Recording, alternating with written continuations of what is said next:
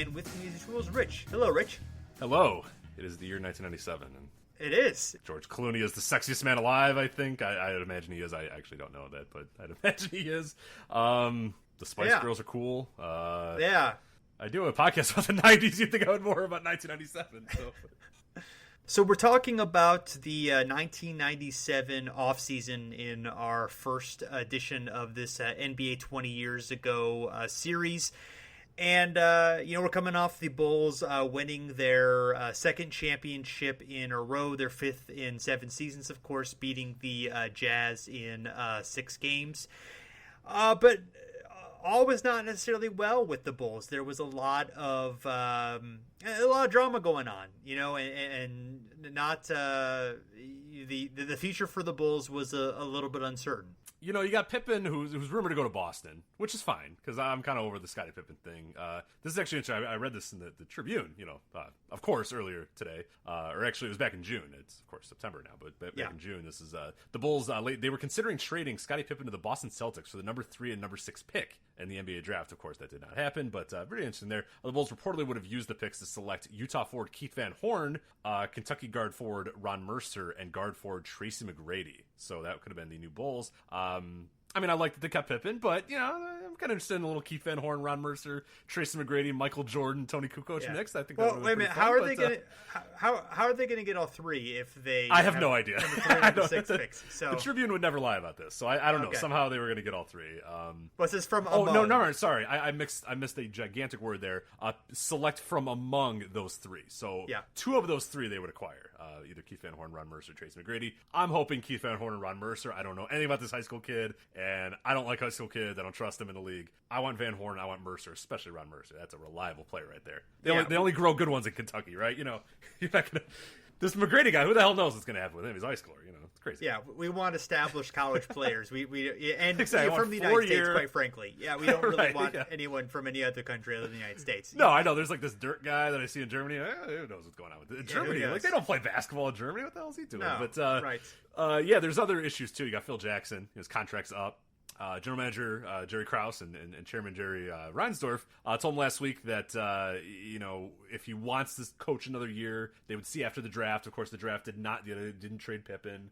They did not acquire Keith Van Horn and Ron Mercer like we all wanted. So Jackson decided he will stay. Another year. This is it. After this year, it's over. Jordan's gone after this year as well. Presumably Pippen, of course, that's the end of his road. So a lot of interesting stuff there. But yeah, that's a quote from. Jerry Krause, beyond this contract, Phils agrees it's better that we part company. At the end of the next season, there will be a new coach here. We certainly want to look at building for the future. And I, for one, am super excited about the Bulls' future, post-Jordan and post-Pippen. I think really going to be good, particularly if you can get Ron Mercer. At some point, if you can find a way to get Ron Mercer, I don't know how you're going to do it, but if you could, you add Ron Mercer to a core of, nice, young, post-Jordan Pippen players. And I think this Bulls thing, I think you can go right back at it. 2001, be right back in the mix. So I'm pretty excited about this, the next chapter of Bulls basketball, which I only see positives coming from. So organizations win championships, and we know that the Bulls organization has been tremendously successful. So I can't, even without the best player in basketball history, I'm sure they'll be just fine. Yeah, and this is pretty interesting too. At the end of the Chicago Tribune, they said with all the principal components in place, the Bulls are prepared to go out with a bang. Of course, this upcoming season, which we all. I mean, they got a solid team. Won past 2 playoff, past 2 finals. Going for the repeat three-peat, which will be pretty fun. But after the season, they're going to start from scratch with a younger set of players. This is according to the Chicago Tribune. Who knows if this is going to happen? They're going to start from scratch with a younger set of players and an upstart coach, possibly Iowa State's Tim Floyd. And I've heard only good things about Tim Floyd. So combining Tim Floyd, the potential for maybe at some point down the line a Ron Mercer, young players, maybe you hold on to Tony Kukoc, sky's the limit. I mean, this team is going to be able to just weather that storm immediately after Jordan leaves. So I'm very excited to see what happens. This year. Also, real quickly though, another because it's not an off season with the Bulls without melodrama is that so this was I think in either July that we read this and of course it didn't happen. But what I'm interesting is that another rumor making the rounds is that the Seattle Supersonics were again ready to deal unhappy forward Shawn Kemp to the Bulls for Pippen and another player, a trade that teams failed to pull off on draft day in 1994. Pippen and Kemp have roughly comparable salaries. Pippen will be a free agent after the next season with no guarantee that he'll stay. Kemp's agent said, as a very good quote as well, he said, "There's nothing to comment about." This is Sal DiFazio, Kemp's agent. He says, "Anything is possible, but I don't think that's possible." So Anything could happen except for that, Yes. which is not going to happen. Yeah, that's fair. Hey, it's I appreciate the honesty from Sal there. It's good. Big Sal. Yeah. So everything's looking good for the Bulls. We're gonna, make a run at the finals this year, and then afterwards, we got it ready. We know our next coach. We know what we're doing. We know the plan. And as you said, organizations win championships. So I can't wait. Despite the Bulls winning 69 games and beating the Jazz in the finals to 64 wins, Karl Malone was actually the MVP that year. He had 986 points to Jordan's 957, 63 first place votes to Jordan's 52. Honestly, stat-wise, it was really close. Like, I don't think it was, wrong to give it to Malone. I mean, obviously, we didn't know what would happen in the playoffs, and once it did happen in the playoffs, obviously Jordan played much better in the playoffs and led his team to victory, and Malone did not. But, some people considered it kind of they were bored of Jordan winning and, wanted to give it to Karl. And I can certainly see that, but it wasn't like I feel like Malone was undeserving of this. No, and you look too. Another big part of it too is the year prior the Jazz win 55 games, which is very respectable. I mean, pretty solid. Win, and then they jump it up to 64 wins the next season. So obviously you see a team that's sort of doing a little better, and there's obviously reasons why. And we'll talk probably a little bit later about some reasons why a few teams jumped up and were obviously eating off of some expansion teams that weren't doing all that well. But still, there was an expansion team the year prior, and they only won 55 games. So them, I think it's partially that hey, do we just want to give it to Jordan every single year? But it's not like Malone was just in a completely egregious choice as well. His stats were right up there with Jordan's, and his team had really big turnaround as well, and propelled themselves into the NBA Finals and into the picture for a title when they really hadn't been in that mix necessarily for a few years. I mean, we have talked previously on other shows about how that early 90s Jazz team actually made some decent runs and could have actually had a Jazz Bulls series maybe in 1992, and then sort of fell off a little bit and had some not necessarily fell off's probably a little bit strong, but kind of gave way to some other powers in the West, and then now this next season they improved to 64 wins and they're really there. So no, giving it to Malone is I don't think as egregious as some people kind of make it out. Some people make it out that the only reason he won is because everybody was bored with Jordan. It's like, well, no, he had a very, very good season as well. I mean, obviously pure statistics, you'd probably give it to Jordan, but it's not like Malone is egregious by any standpoint. Yeah, it's almost a coin flip basically. So yeah. So third was Grant Hill, fourth Tim Hardaway, and fifth Glenn Rice. Oh boy. Yeah. Grant Hill. Yeah. He was really, really good during that time. Tim Hardaway and Glenn Rice, they were both kind of impressive, but that's not guys you would usually think of as top five guys in the league. But Tim Hardaway, he was also All NBA first team along with Malone, Jordan, Hill, and Hakeem Olajuwon was the other All-NBA first team that year. Rookie of the year was Allen Iverson with 44 votes, Stephon Marbury 35 votes, and Sharif Abdul-Rahim at 25 votes. Also Antoine Walker and Kerry Kittles received votes. And Kobe Bryant only played 15.5 minutes per game, averaged 7.6 points per game with a 54 true shooting percentage. He made the second team, but was not really playing enough to be on the to be a rookie of the year candidate. And this is why I don't trust those high school players. I mean, this Bryant guy that comes with all this hype, and him and McGrady. It's like I don't know. Can't even play. You can only play 15 minutes a game. What do I want that on my team? I want someone who's going to help me now. I want to carry Kittles. I want Vlade. Yeah, I want Vlade back. And I want this because the Lakers are really missing Vlade Divac in a lot of ways. Right, absolutely. This Vlade Shaq combo can really take them places. Oh, so, you can play two take big the risk together. with this Kobe guy, so whatever. Yeah. It is what it is. But this is also fascinating, too. Anthony Mason, top 10 MVP voting this year. Tied, Jason, with Shaquille O'Neal. Yes. Well, Shaq played Shaq only played 50 games that year, so that's. But yes, that was that stood out a little bit as well of a little bit of a surprise there. But yes. Also, how about this guy, Tom Gugliotta, tied for 17th. That's exactly. I think. Yeah, I'm sure he was 17th best player in the league that year, so that makes a lot of sense. Also in the rookie class, of course, this was the famous, everyone talks about this rookie class: Ray Allen, Steve Nash, Peja Stojakovic, Jermaine O'Neal, Zydrunas Ilgauskas, and Derek Fisher. Dikembe Mutombo, he was Defensive Player of the Year second and third years. John Starks was sixth man of the year, and Isaac Austin of the Heat was most improved. He had not played in the league in the previous season. I believe played for the Clippers before that. Everyone leaves the Clippers and plays better, so not a tremendous surprise there. Yeah, and actually had a few had another good year as well after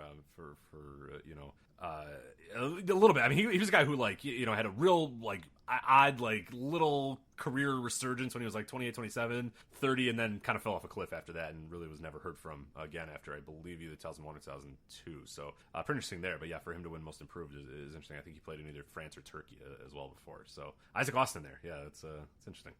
I don't know where Isaac Austin. Austin 316 says I'm going to win the Most Improved Player of the Year. Sorry, you're breaking up a little bit there. What? I should just say, Austin 316 means I'm going to win Comeback Player of the Year.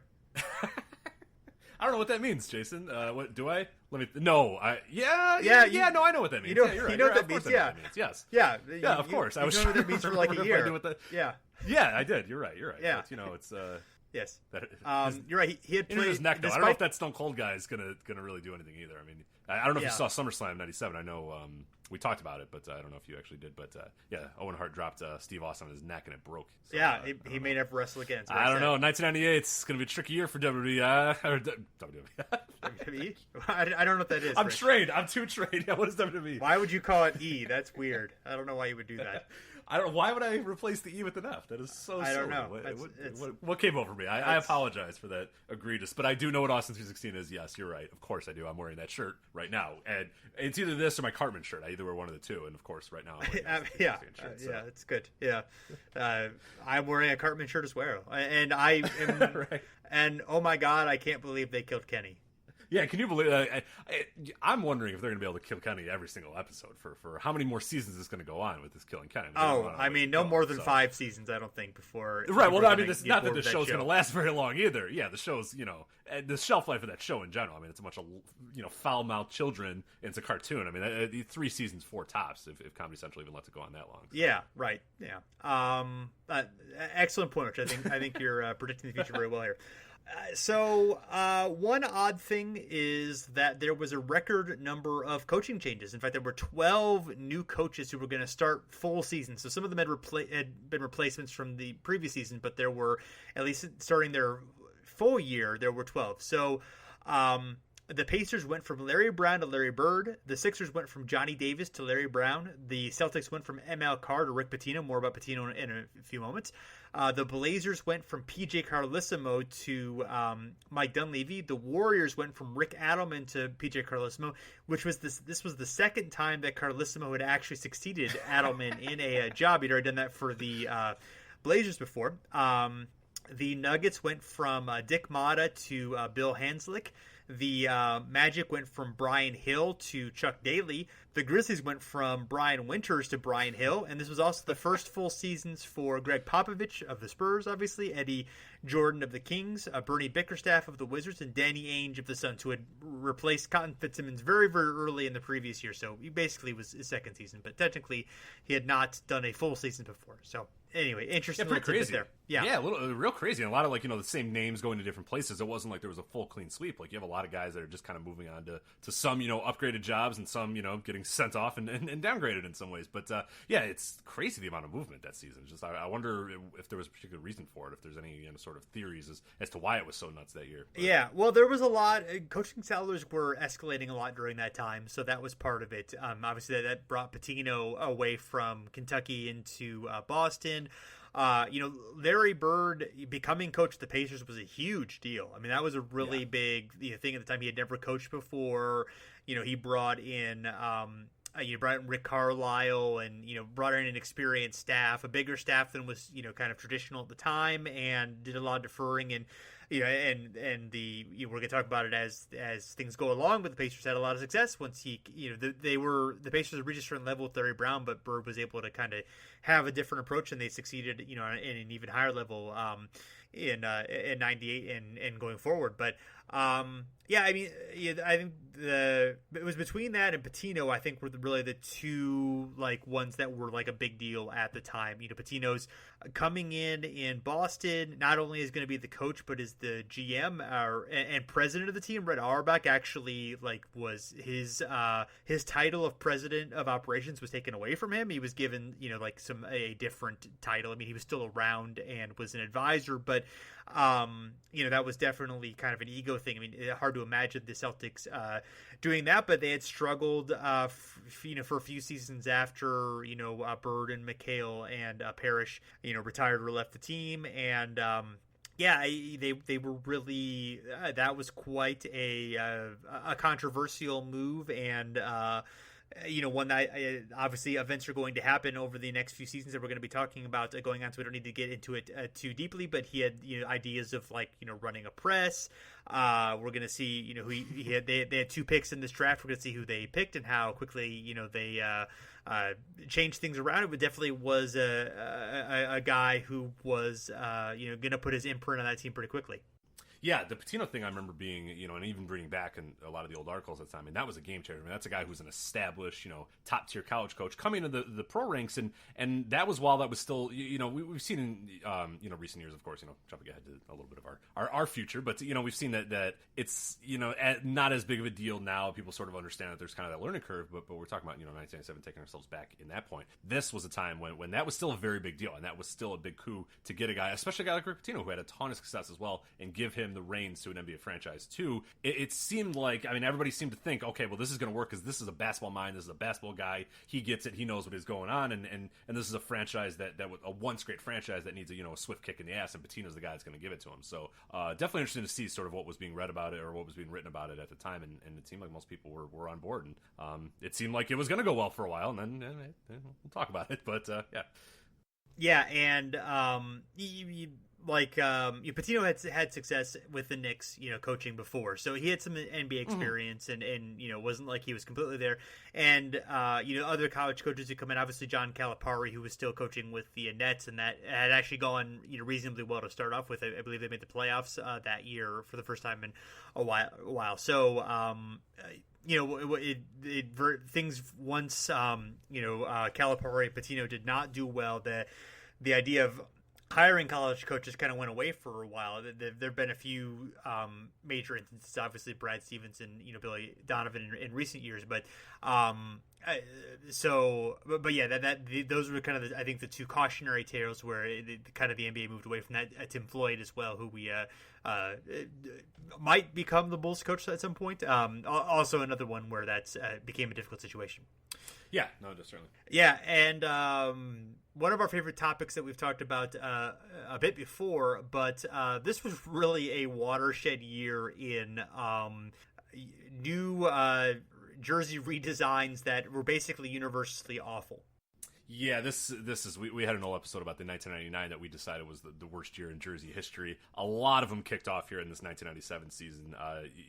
Redesigns in terms of new jerseys coming up. The Golden State Warriors, they changed their logo and get new uniforms. They go to the weird lightning guy thing that we really hated. The Indiana Pacers decided that they need a lot more pinstripes on their uniforms, so they go with that. The New Jersey Nets, they changed their logo and get new uniforms as well. That one's not quite as bad. That one sort of works, but I did kind of like the other stuff. The 76ers, ditched their, the standard red, white, and blue that they had for so long, the stars, and go to the weird gold, red, black thing that they kind of did. And the Vancouver Grizzlies get their new alternative uniforms, which we talked about as well. One of the universally most, they have a charm to me, but one of the worst jerseys probably ever. But I enjoy them. The one with all the trees and shit on it, like the green with all the trees, and it's kind of a disaster and a mess. But a few other new uniforms as well, right, Jason? We should have mentioned this, but the big branding change was the Bullets officially becoming the Wizards and debuting new road and home uniforms, and also had a new arena during that time. The Hornets had a tweak to their uniform, which was kind of more neutral. The Timberwolves went from kind of their classic look to pretty much the look that they've had. There have been some tweaks, there have been some changes to it here and there, but kind of the look that they had up until this year, where they finally, really kind of went away from that. The Knicks added the black piping, which I really always hated. The Sonics added their red alternate. Those are hideous, man. I hate watching old Sonics games for this exact reason. Those are really bad. The Pistons had a red alternate, which they had redesigned their jerseys the year before, along with the Rockets and ushered some and the Sonics, and there was another team too. They all ushered in really bad ones. The Bulls actually got rid of their pinstripes and had the plain black alternates, which I think you were a bigger fan of than the pinstripes. Yes, yeah, pinstripes are horrible. And then the Kings went with their purple alternate, which was, I think, a little bit better than the one with the the checkerboard. And, yeah. So. Yeah, the Finnish flag, the flag was a terrible one. So yeah, the checkerboard flag was awful. So no, that was a small improvement for the Kings, but yeah, overall, pretty nasty. I mean, particularly you look at those, the new logos and the new kind of redesigns or whatever. Mostly I look at the 76ers, destroying, you're getting rid of their classic uniforms, the classic look and classic branding, which, of course they've come back to that as well. But this, like the gold, red, black was just kind of a disaster. And the Warriors, I mean, we've seen now, can you imagine this current Warriors team going the run they are with those like hideous jerseys and the horrible logo that made no sense? Like, it was just so much better now than what they kind of changed it, eventually turned into. But the Warriors at this time made the very odd choice to go with just a really bad rebrand and stuff. But I think the big story is the Wizards and the Bullets. I mean, that's kind of a transcendent one, and it's only been recently. I in my mind, I'm not sure what you think about this. It's been only recently where the Wizards have finally kind of felt like they belong in Washington. Like, even though I grew up in an era where most of my basketball viewing was the Wizards, I always kind of still remember the Bullets. I remember the logos. I remember the colors or whatever, and I always thought that's their colors. The black, red, or the red, white, and blue or whatever, not the bright blue and gold that they sort of embraced there for a while. And it's been interesting to see them sort of re-embrace the old Bullets uniforms despite being the Wizard name. But for a while there, they were like literally the Wizards, and they had to have the Wizard logo, and like the logo had to have the W in it, and the W had to be like a Wizard's beard, and so, like there was a lot of weird, like they were very much like we are literally Wizards for a few years, and thankfully they've kind of moved on from that. So yeah, and that was it was controversy at the time. I mean, they changed the name. It was Apo and the owner wanted to. You felt like Bullets had the connotation of gang violence, and really wanted to move away from that, which I understand. I get it, but yeah, it was definitely not a change for the better in terms of their look or just kind of it felt Bullets for whatever it was, the uniforms and the branding, it felt very classic, and Wizards definitely did not feel classic at all. And at least now that they have the old style uniforms, I think they feel more like it has more of that classic feel, and I think it works fine now, even though the name isn't absolutely favorite. I think the uniforms were the greater problem, and now they've gone back to the Bullet style uniform. I think it's totally fine. But absolutely, yeah. So the 1997 NBA draft was obviously best known. It did not really have the talent that the 96 draft had in terms of just lots of depth, but some notable draft picks. Number one was Tim Duncan out of Wake Forest, drafted by the San Antonio Spurs. Of course, the Spurs had one down year because of injury to David Robinson for most of that season, and some strategic tanking to get Tim Duncan. That worked out pretty well. The worst team that season, the Celtics, had two first-round picks. At number 3, they picked Chauncey Billups. Number 6, they picked Ron Mercer. Second was Philadelphia with Keith Van Horn. Philadelphia had picked Iverson the year before. More on Keith Van Horn in just a little bit. Some others that stand out, the Grizzlies at 4 got Antonio Daniels. Denver at 5, Tony Battie. The Nets at 7, Tim Thomas. Golden State at 8, Adana Foyle. At 9, Toronto with Tracy McGrady. At 10, Milwaukee with Danny Fortson. A couple others that stand out to me. Derek Anderson, number 13 with Cleveland, and they also got Brevin Knight at 16, and Bobby Jackson, 23 with Seattle were some of the other key ones as well, and a couple of those were actually traded. The Bucks traded Danny Fortson, Johnny Newman, and Joe Wolf to the Nuggets for Irvin Johnson. The Clippers traded Stanley Roberts to the Timberwolves for Stochko Vrankovic, and the Nuggets traded James Cotton and a 1998 second-round draft pick that became Rashard Lewis to the Sonics for Bobby Jackson. So Those were the notable draft day trades themselves. And a couple days later, there was a big trade involving a draft pick. Yes, you had the June 27, 1997, you had the Philadelphia 76ers trading Michael Cage, Lucius Harris, Don McClain, and Keith Van Horn to the New Jersey Nets for Jim Jackson, Eric Montrose, Anthony Parker, and Tim Thomas. So kind of a transcendent or presumably transcendent draft there for those, or trade for those two guys. And really rare one where you have a lot of, competitive players going different ways, and particularly Keith Van Horn, going away from the Sixers and going to the New Jersey Nets is an interesting one for him being, such a high draft pick and traded. But, when they're getting back a pretty solid group of players, too, in terms of Jim Jackson, Tim Thomas, Eric Montrose, and Anthony Parker. So not a terrible, but yeah, just kind of an interesting trade and sort of an odd one to make. But I guess it in a lot of ways, I don't know. It's a strange trade. Yeah. Who do you think had the better career, Keith Van Horn or Tim Thomas? Oh, man, that's what I mean. Like, it's kind of tough. Like, Keith Van Horn should have. It seemed like he was going to, but then Tim Thomas just lasted for 8 more years after. It might be Tim Thomas. Like, is that weird to say? No, I don't think it's weird. Van Horn had a high peak, but Tim Thomas had a long career. Yeah, well, he played 13 years and Van Horn played 9 years. And Thomas played 3,000 more minutes in his career. So yeah, I would say Van Horn was slightly the better player. Thomas, at his best, because he was, he had a couple of those we've talked about before, with those weird times where he just showed up in the playoffs and was tremendous, the best, that year with Phoenix. So maybe his absolute peak was probably the better, but Van Horn probably had the better best season of the two. So yeah, and that's the thing too. I think people forget how good Keith Van Horn was his first few years. Of course, injuries came to him and bouncing around the league or whatever. But yeah, this is a guy who really good score for a few big years with the Nets and later a little bit with his original team, the 76ers, before he kind of fell off the track a little bit. Obviously went to New York and then went to Milwaukee, then Dallas, and kind of lost. But yeah, for a guy, pretty solid career in those first few years, and really the first 3 or 4 years in New Jersey was a really good player. But yeah, of course, injuries kind of played a big role in his decline, happening faster than what most people expected. Yeah, and Tim Duncan, basically the last 4-year college player who was undisputedly the best player in a draft, and was the prize of the draft, and everyone kind of understood that he would be. Obviously no one knows that he's going to be a guy who wins 5 championships and all that stuff, but he was on track for all time. He was the guy who people felt was going to be great right away, and had the potential to be an all-time great. And obviously he exceeded those expectations, but he did really well. Obviously was a tremendous player. So interesting career for him.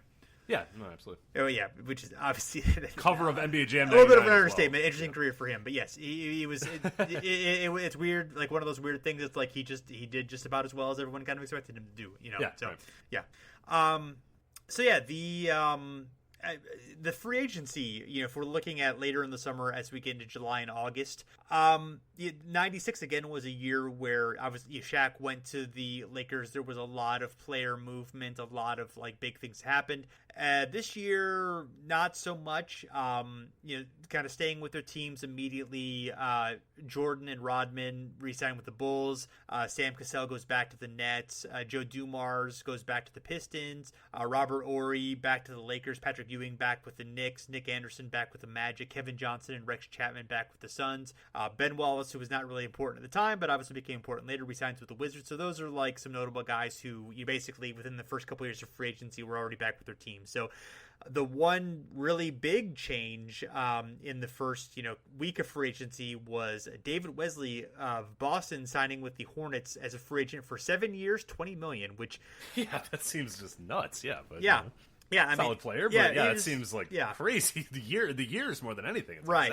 Really want David Wesley for 7 years? You don't have to take him for how about 4? How about 4 David Wesley years? Does it have to be 7? Right. And some of the other ones, in August or July and then into August, Bryant Reeves signed an extension with the Grizzlies, 6 years, $65 million, which is he'd already kind of been a disappointment. So the fact that they're invested that much into him, not good for the Grizzlies. No, Doug Christie. Bold prediction that deal is not going to go well for the Grizzlies. So. Yeah, Canada's other team made a better extension, 7 years, $22 million for Doug Christie, and then not really notable at all for the time, but became important later. The Detroit Pistons traded Otis Thorpe to the Vancouver Grizzlies for what ended up being a 2003 first-round draft pick. That was Darko Milicic, but obviously could have been Carmelo Anthony or Chris Bosh or Dwayne Wade. So fun times there. That was where that having no idea, of course, that they would end up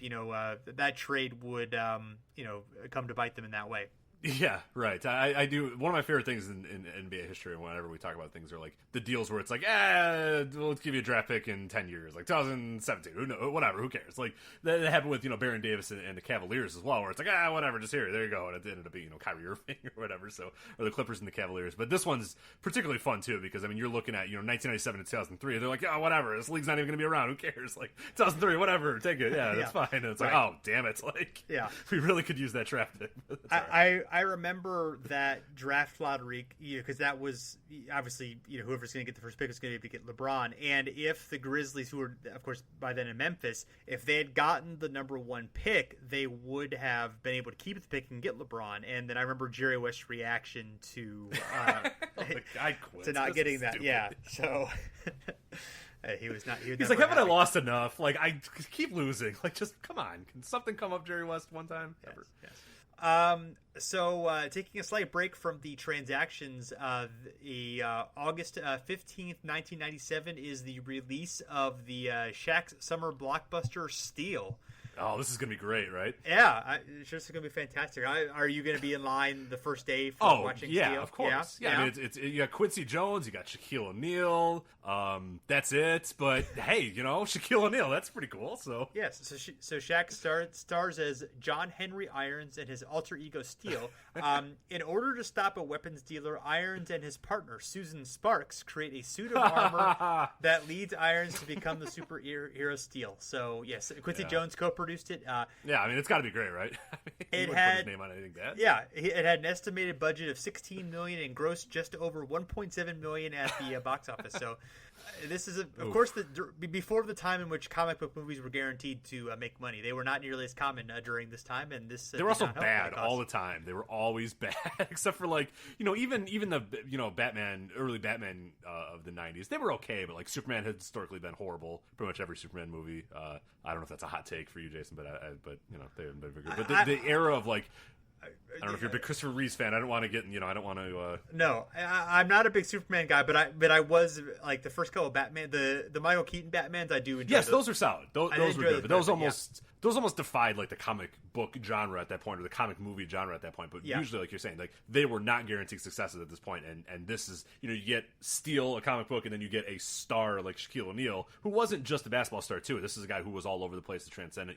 A big reason why he wanted to go to LA too, or a big reason why he was so willing to embrace LA is because this would open up opportunities like this for him. So I mean, for this to flop as much as it did, it was interesting times there in Hollywood for Steel. I'm trying to look at how much Shaquille O'Neal made that season to see. So he made $12.8 million in salary that year. So what do we got here? 1.7 at the box office. So it basically made the same amount that Sean Rooks made for the Lakers at this point. He made 1.4 million, and Corey Blunt's 1.4 million as well. So if they'd have just put Sean Rooks in there, I think they would have been okay.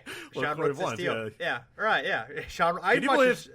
Yeah, you want Sean Rooks over Corey Blunt? I could see that. Corey Blunt seemed like a boring. No. I mean, I would watch a Sean Rooks, Corey Blunt, if they were both in it somehow. Right? Yes. Well, Rick Fox only made $1 million that year, and he ended up being a pretty big deal in Hollywood. That's a good point. Yeah, the small screen, very handsome guy. So yeah. Oh, very handsome. Yeah. Oh yeah, handsomest NBA player of all time. Oh man, is it Rick Fox or? Man, he's got to be a contender, right? Oh man, yeah. most handsome NBA players ever. I mean, you do get lost in his eyes. They are beautiful, yeah. Yeah, John Wall's pretty handsome. JJ Redick's up there. Yeah, everybody kind of. JJ Redick's pretty handsome guy. Yeah, that's true. Some people like Chandler Parsons. He's kind of doofy looking to me. Man, it's probably Rick Fox, and Rick Fox is pretty. It's. I think it's Rick Fox. I'm gonna go with Rick Fox. We'll go with Rick Fox for now. We reserve the right to table and to determine later.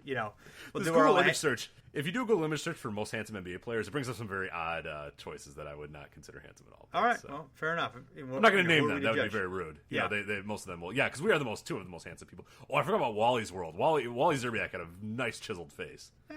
A classic, like, Hollywood hunk style Wally Zerbiak. But that's true. Yeah. There you go. But no, anyway, I'm going with Rick Fox for now.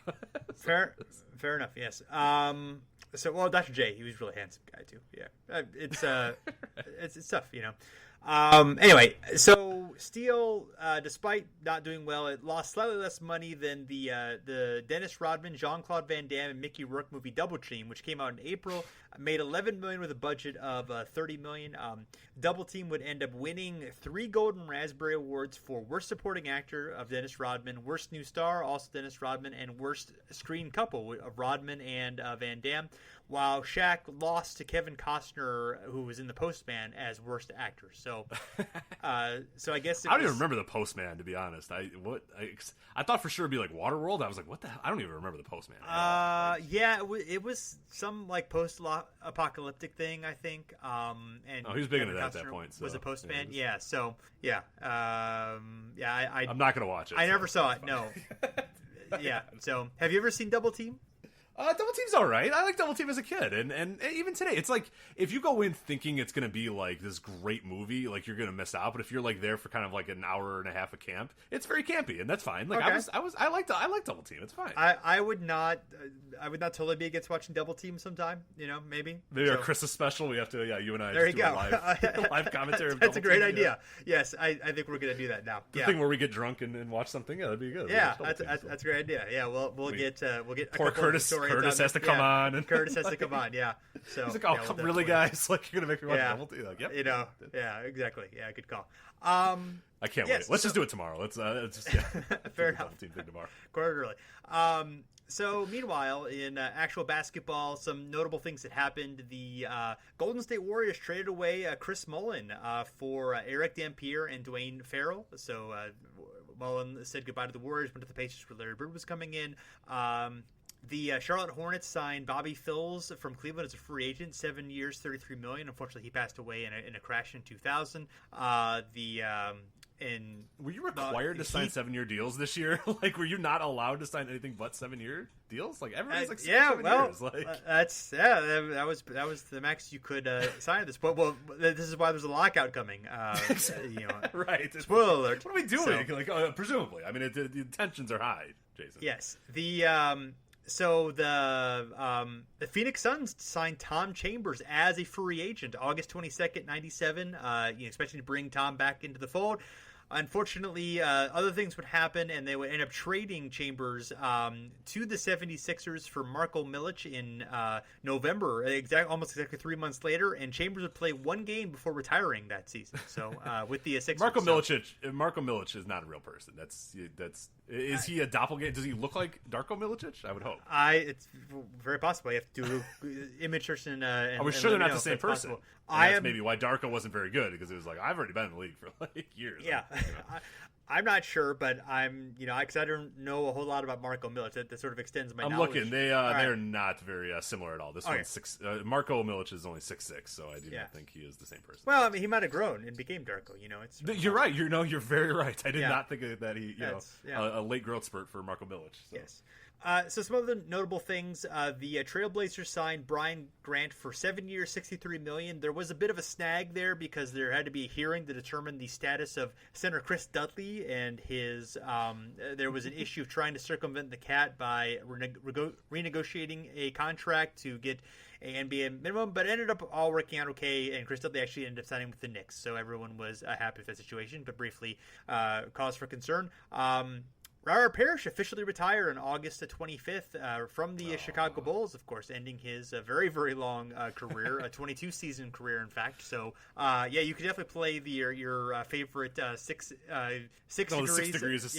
He is like the one, like him and Kevin Willis are ones, like, because I remember that game I mentioned on Slate.com, they have a thing where you can put 2 NBA players in and they'll connect them. Like, pretty much I'd say like 95% of the guys you put in for somehow are Kevin Willis or Robert Parrish, because those guys played for 20 years or whatever. They almost connect just about every single person. And then I think like Moses Malone is a guy that always comes up too as a large connection, just because you get the ABA connections and you get some classic, because ABA has some of the really old school NBA guys there, and then you get some of the young NBA guys sort of coming together in those. But yeah, Robert Parrish is one that certainly comes up quite a lot, and yeah, you can do 6 degrees of separation with just about anybody to get to Robert Parrish. A few other notable signings in August going into September. Rick Fox, a free agent with the Celtics, signed with the Lakers. Speaking of handsome men. September, Mookie Blaylock signed an extension with the Hawks. The Mavericks traded Derek Harper and Ed O'Bannon to the Orlando Magic for Dennis Scott in cash. So Dennis Scott leaving his longtime home of the Magic as they're retooling in the post-Shaq era. Greg Ostertag signed an extension with the Jazz. Bob Sura signed a contract extension with the Cavs. And Rasheed Wallace signed a rookie contract extension with the Blazers, 6 years, $80 million. So not quite 7 years, but 6 years, decently long extension. And I would say the big news of the end of September is the Shawn Kemp trade. The Cavs trading Terrell Brandon and Tyrone Hill and a first-round pick, a conditional first-round pick, to the Bucks. The Bucks would get yes, so the Bucks would get there. The Cavs would get Sherman Douglas and Shawn Kemp, and then the Sonics would get Vin Baker from the Bucks. So obviously, Shawn Kemp had been very unhappy for the entire season, so it wasn't necessarily a huge surprise. But I guess going to the Cavs was a little bit of a surprise at the time. Yeah, absolutely. I mean, that was not the team that you sort of expected. It kind of came out of nowhere a little bit there. But yeah, I mean, it seemed pretty inevitable that Kemp and the Sonics were going to reach that impasse. We talked a little bit earlier about the potential to go to the Bulls in 1994, 1997. Well, things were a lot different. 1994 was kind of a shock, and like, hey, we can get Scottie Pippen at the peak of his powers. We don't want to give up a guy like Kemp. By this point, though, Kemp had sort of worn out his welcome in Seattle. He wasn't very happy there. Obviously, you still have George Karl, Gary Payton. Two very opinionated guys, and particularly Karl and Kemp. They had sort of broken down a little bit. So it was kind of the beginning of the end of the Seattle run. But they had a very good run together. But yeah, for him going to the Cavs, kind of came out of nowhere. And that's, again, that Cleveland is a team that just has not done anything in what seems like decades. I mean, it had almost been since the early 90s since they had really even been a blip on the radar. So seeing them sort of get a guy like a Kemp, who at this point, of course, is still, arguably at the peak of his power, is still a very dynamic player and still kind of a game changer here. It seemed like a really big deal for Cleveland and really put them in the mix now as a team in the Eastern Conference that could make some noise. Yeah, and I mean, they had those good teams in the late 80s, early 90s, Price and Doherty and that crew. But they did not have a guy who was like a star in that group. Like, no one was as big of a star as Kemp. I mean, Kemp was legitimately like a top 10 star, and was famous for his dunks, and was a guy, was like really marketable guy, and he was only 27 at the time.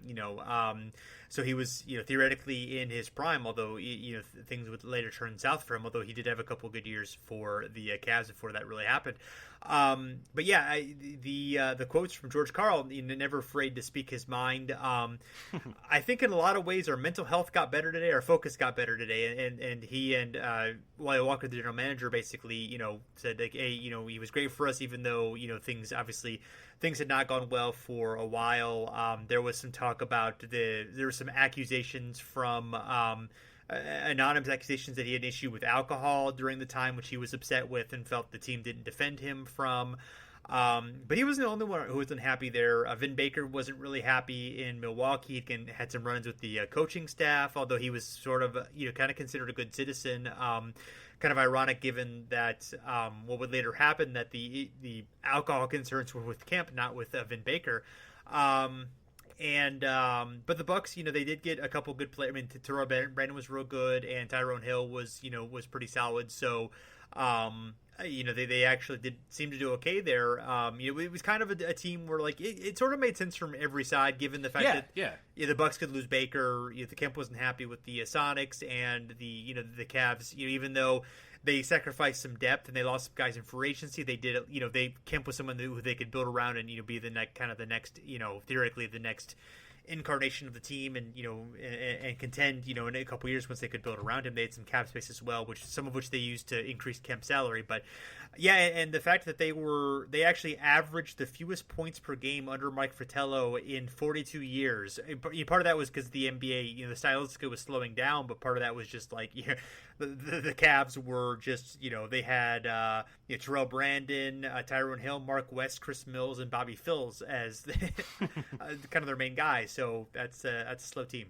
Yeah, not ideal, but it's one of those rare trades, and there was a lot in the '90s that we'll discuss in the future, and ones that we've discussed in the past. That a lot of these deals where it's like, everything kind of works out for everybody. It's like these trades where guys, a star trades for a star, and it's just like, our star is not happy, and what about trading? And like in some of those cases, it's very rare now. We very rarely see trades like that where it's just like, hey, this guy needs to change the scenery. Let's see what happens, and you move him to a team, and one of those rare deals where pretty much everybody seems like they got what they needed out of the trade, and everybody seems like there wasn't like one team that's obviously like, well, this is it, we're packing up here, you can take this guy. But this is a trade where all three teams could justifiably say, hey, look, we either improved slightly or stayed about the same. But nobody, I think, came away from this trade saying, oh, thank God we're way worse than we were a day ago. So that sort of, it was all about improving on every single trade and getting your team better. And this is definitely a case of one of those where it seemed like everybody sort of got exactly what they wanted out of it. Another big trade for just a few days later, early October, Antonio McDyess goes from Denver to Phoenix, and there's several picks involved that Denver gets, and Cleveland got Tony Dumas and Wesley Person, kind of shore up a little bit of their depth they'd lost in that trade. Those picks that the Suns acquired a 2005 first round draft pick that became Sean May, and they traded a 98 first round draft pick that became Tyronn Lue, a 99 first round draft pick that became James Posey, a 2000 second round pick that became Dan McClintock, a 2001 first round draft pick that became Joseph Forte, and a 2002 second round draft pick that became Rod Grizzard. Those all went to the Nuggets. So I guess Posey was really the only really good player in there. Tyronn Lue was pretty solid. The other guys I don't know much about, but that was an interesting trade and led to a really good season for Phoenix, and then some weirdness when McDyess went back to Denver the next season. Right. Yeah, this is a very odd trade that even historically it always looks just crazy. Especially, I mean, it's just a lot of draft picks, and of course, like like you're saying that like maybe it wasn't like this transcendent thing that you would have thought of at the time with so many first round picks getting set, and the best guys being probably Tyronn Lue and to a lesser extent a guy like a Sean May, but just a really weird, crazy trade where it's just like unloaded everything, and then like you said, the weirdness of McDyess just going right back to Denver when it was all said and done is unique. So not a great move by Phoenix probably, but it ended up not being as bad as it maybe could have been. No, yeah, and we'll get into there'll be plenty of time to get kind of into what happened with McDyess that year and him going back, but that's an interesting one. Yeah, so they a couple other notable extensions. Michael Finley extended for the Mavericks. He'd just been traded there from the Suns in the Jason Kidd trade. To the Mavericks from the Suns, yes, and 5 years, $42 million. Got mixed up there just very briefly. And the big one was Kevin Garnett on the deadline, signing a deal for 6 years, $123 million, which was which was considered called the richest contract in professional sports history, beat Shaquille O'Neal's $120 million 7-year deal with the Lakers. So, Garnett at the time was, he was definitely, he was an all-star. He was, considered someone who was capable of big things, but was definitely not proven yet at all in the league. Maybe, was on the path, but it was definitely something that kind of shook a lot of people in terms of, guy coming straight out of high school, just 3 years into it, just getting this huge money at such a young age. And, it was already kind of there was already fear of this within the league and fear of, we've talked about this a lot of different times, and this goes back to the 70s with, guys being drafted, guys, getting these big contracts and creating tensions within the team because, because the the salary structure is rising so quickly that the guys who have had contracts are, established veterans are getting less money than these newcomers who, seem unproven, and you're paying on this potential rather than what they're actually producing a lot of times. And that obviously creates, obviously the management labor aspect of it if the player doesn't perform. But there's also the inter-team tension created through that and the jealousy throughout the league. And this, obviously kind of transforms the system, leads to the lockout, and leads to, the rookie contract has already been established. This is the first draft in which the rookie salary structure has been established, which I think alleviates some of those issues, but then creating a financial system that more favors ownership than previously had. Whether you agree or not that these salaries were out of whack, it did seem kind of like a panic that was. Obviously the league's doing great now, so it's easy to kind of poo-poo some of this, but at the time there was a lot of concerns about I think we're going to get into that in this series of okay, what's the future of this league? Jordan, people were kind of seeing the writing on the wall of Jordan being out of the door, of this kind of being an era of transition to a younger generation that is different in many respects from that generation of Jordan, Barkley, Olajuwon, Karl Malone, these guys who are getting in their mid and late 30s and have kind of been carrying the league for the past decade, and now this younger generation of less certain, less established, less guys who kind of came up in a different path and didn't come up through the regular college system, and international guys and all that. And it just creating a lot of, I think, anxiety, kind of within and without the league, and also the, an image, that guys like Allen Iverson and different guys are coming in with more empowered black athlete, less willing to be, kind of accommodating some maybe, with the guys, with the way they're dressing and the way they're acting, and the attitude that they're displaying, for lack of a better term. Right, and the big money too. And that's Garnett's a guy that we talk about, and this deal's shocking when you see the numbers, and especially shocking when you look at what other guys in the league were making at this time. And I think it's a testament to how much the league had sort of grown in the last decade. Is that by 1997, this offseason, you got a guy like Garnett who signs for 6 years, $123 million. You have Shaq, who the prior year signs for 127 year or whatever. But then you still have guys like a Scottie Pippen, who was still on the deal that he signed in 1992, 93 or whatever. I think 91, 92, and it's $5 million a year, and that's still one of your best players, one of your best stars.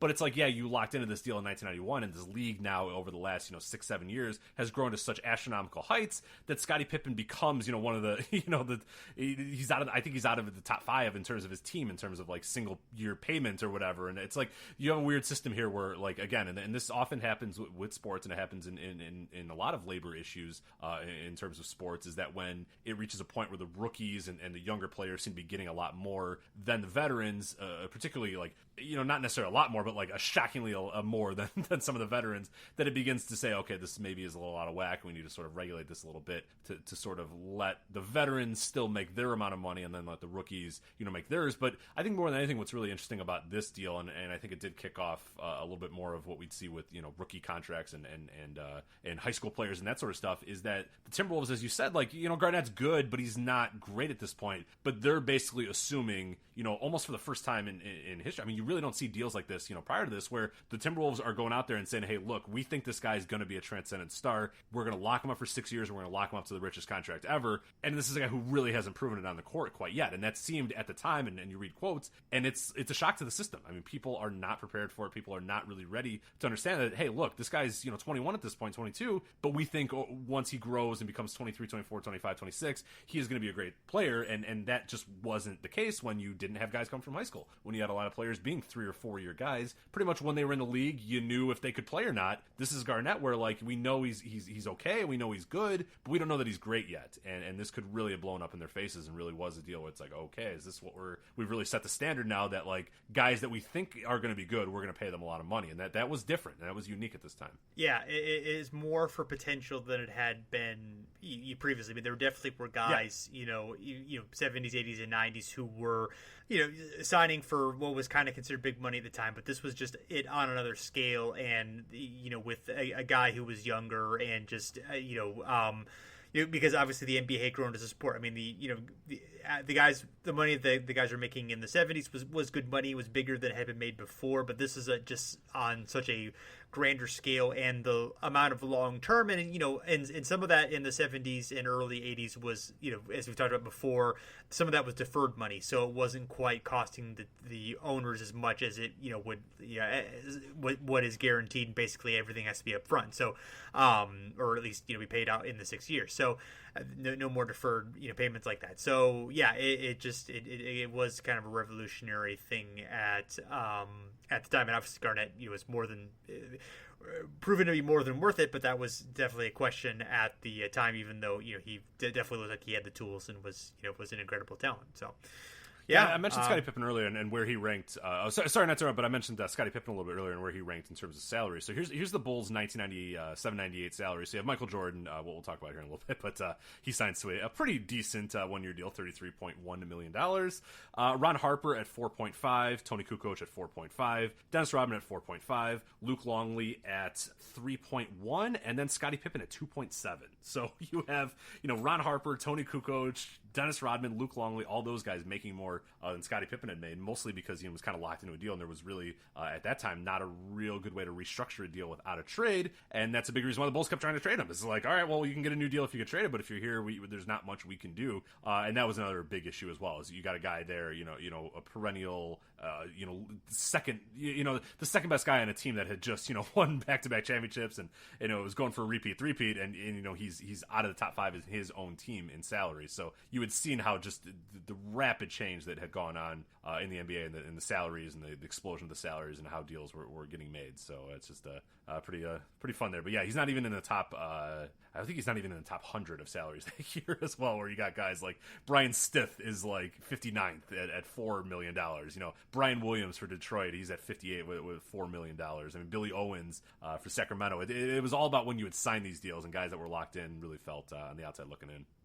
Yeah, and that still does happen to a degree in the NBA today. Obviously, there was the really big cap spike for a year or two, and the guys who happened to be free agents got bigger money than than the guys who were free agents this summer and probably next summer are going to be able to get. So it's certainly not like it's completely out of the woods, but it was definitely I think a more disruptive system than it previously had been. Whether you want to argue whether it's actually fair for the players or guys are getting really the value that they should be getting or what have you, that's a different conversation. But in terms of the way that it had kind of the effect that it had among the players and certainly in the league, I think it's it was a more chaotic system than I think it largely is today.